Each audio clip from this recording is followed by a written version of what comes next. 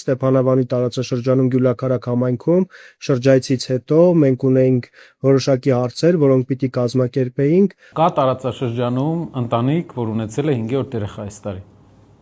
Այո, մենք ունենք տարածաշրջանում ընտանիք, որ ունեցել է 5-րդ երեխան, եւ նրանք արդեն մեզ դիմել են,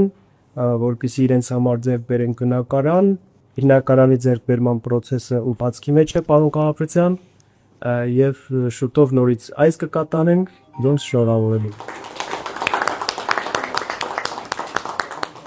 Ինչ վերաբերվում է Լորիբերդ խոշորացված համայնքում Ագարակ գյուղում բարձրացված հարցի հետ կապված, 2 օր է արդեն գործում է բարեգործական անվճար երթուղի Կողես,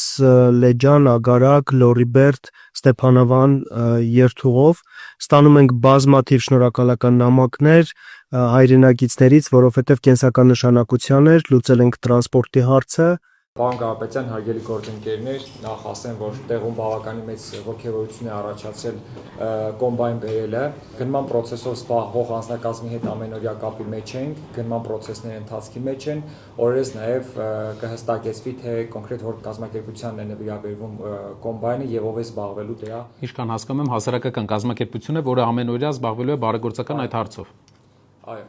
Այսինքն հասարակական կազմակերպությունը բարեգործական կազմակերպություն։ Բարեգործական հասարակական կազմակերպություն, որը զբաղվելու է կոմբայնի հետ կապված բոլոր հարցերով,